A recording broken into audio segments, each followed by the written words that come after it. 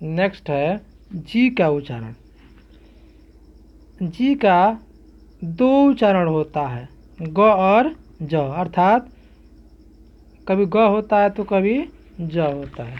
जैसे नियम देखेंगे, यदि किसी शब्द के अंत में जी ई हो तो इसका उच्चारण ज होता है।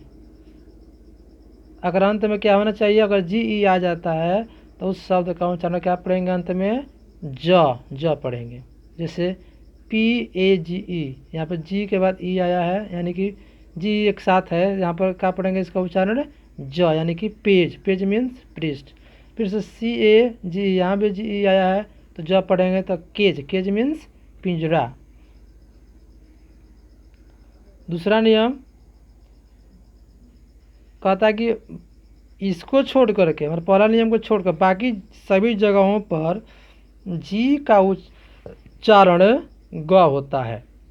ध्यान देंगे, पहला नियम जी को वाला छोड़ करके उसके बाद कहीं भी अगर जी आ जाए तो उसका उच्चारण क्या पढ़ेंगे, ग पढ़ेंगे। जैसे BAG, यहाँ पर जी आया है तो क्या पढ़ेंगे, ग, यानी कि बैग। बैग मीन्स थैला।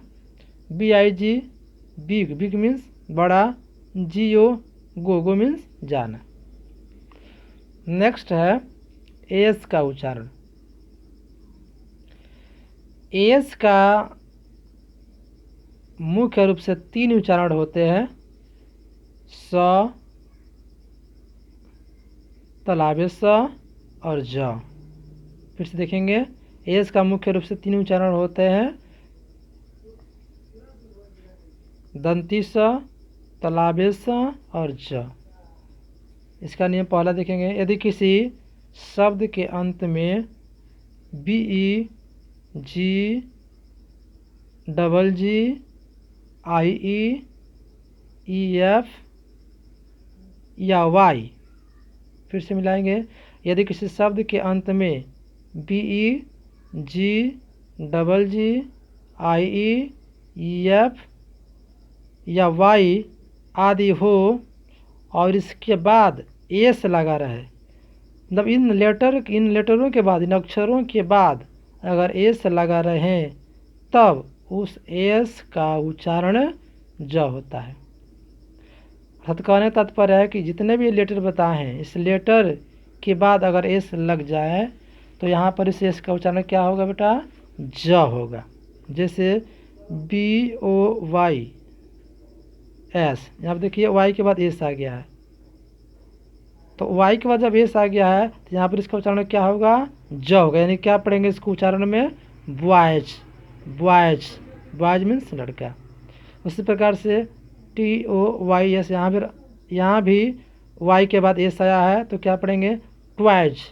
ट्वाइज, ट्वाइज मीन्स खिलौना। उसी प्रकार यहाँ देखेंगे STORIES, यहाँ पर IE के बाद एस आया है, IE के बाद एस आया है, इसलिए यहाँ पर इसका उच्चारण क्या पढ़ेंगे, ज, यानी इसको क्या पढ़ेंगे, स्टोरीज। स्टोरीज, स्टोरीज मीन्स कहानियाँ। उसी प्रकार से TRIBES, यहाँ पर ई के बाद एस आया है, इसलिए यहाँ भी क्या पढ़ेंगे, ज पढ़ेंगे। तो ये क्या हो जाएगा, ट्राइब्स। ट्राइब्स, और ट्राइब्स मीन्स जातियाँ। दूसरा नियम, यदि किसी शब्द के अंत में FPKE,